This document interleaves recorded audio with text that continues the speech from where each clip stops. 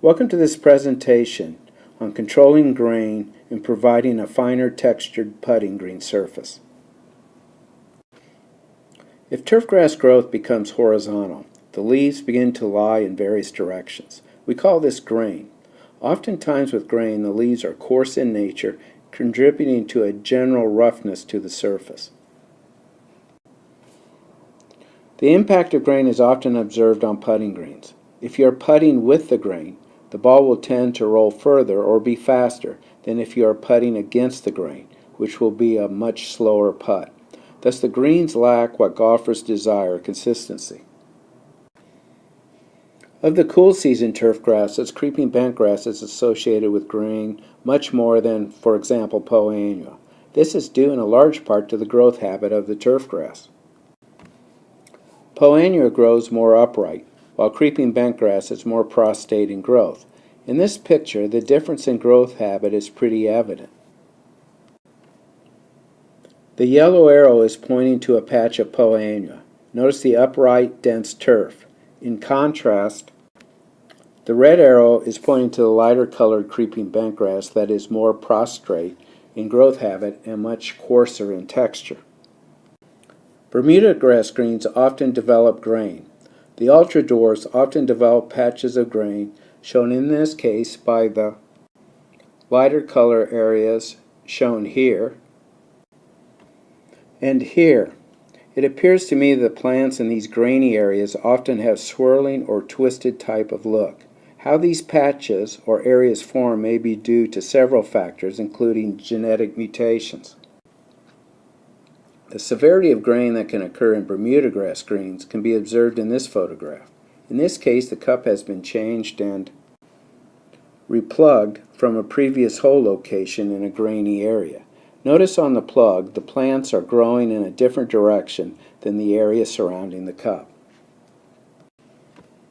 Oftentimes on Bermuda grass greens, the person changing the cup will try to line the plug's growth with that of the surrounding area, or take a plug from a similar patch or area, which was done here.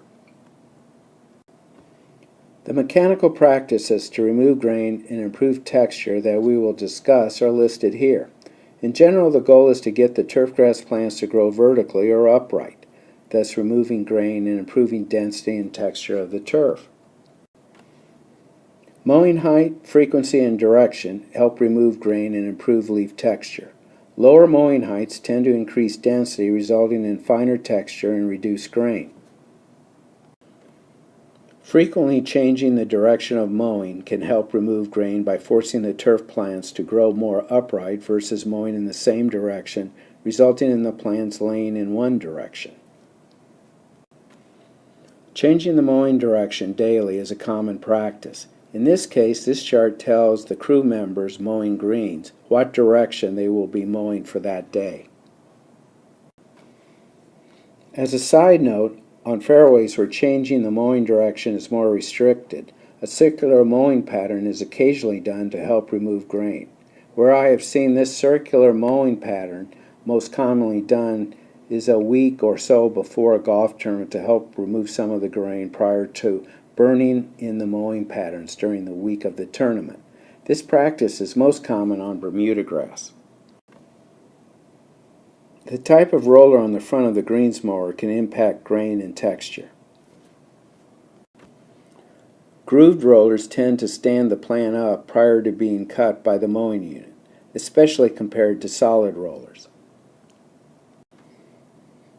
Verticutting is a common practice to remove grain and provide a finer texture. The verticutting unit pointed to here is located right behind the front roller. As you can see, it's a series of rapidly turning blades. The turning blades are set in contact or slightly below the soil surface to cut stolons. The cutting of stolons helps remove some of the lateral growth and also stimulates new leaf appearance from the buds adjacent to the cut stolon. Grooming is similar to verticutting, except that oftentimes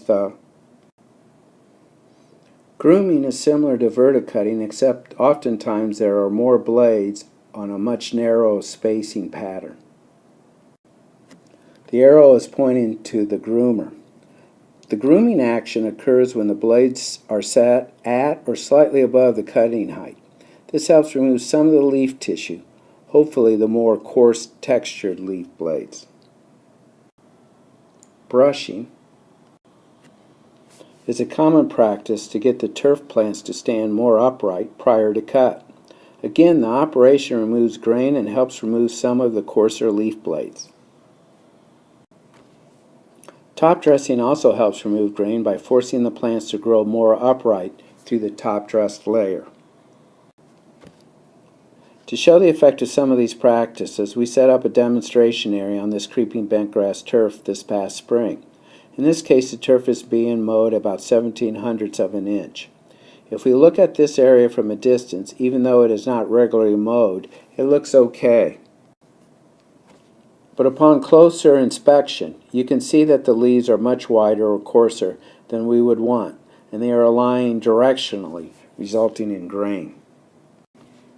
If we look at some of the practices, like top dressing, and in this case brushing, we can see that the plants are forced more upright, which when mowed should begin the process of promoting more upright growth.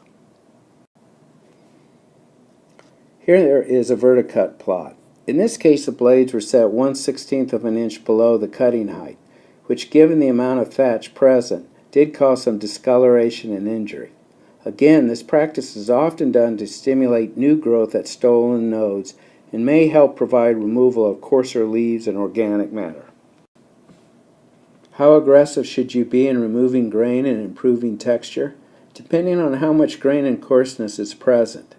I prefer a gradual, continual process. If removal of grain or coarseness is too aggressive, damage to the turf may occur, and in some cases small spots or bare areas may appear. The spots occur when wide or coarse leaves are lying horizontally, causing a micro shading of the turf, resulting in small voids under these leaves. A more gradual process reduces injury and allows for the turf to fill in these spots as the leaves are gradually removed. In our demonstration study, the turf is not of the quality most often found on golf greens. In the following two photographs, the effect of these above-mentioned practices can be seen on a quality putting surface.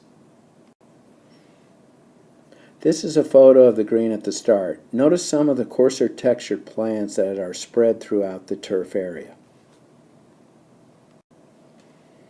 And now, a little over a week later, we can see the increase in density, finer leaf blades, and an upright growth habit. This concludes this presentation.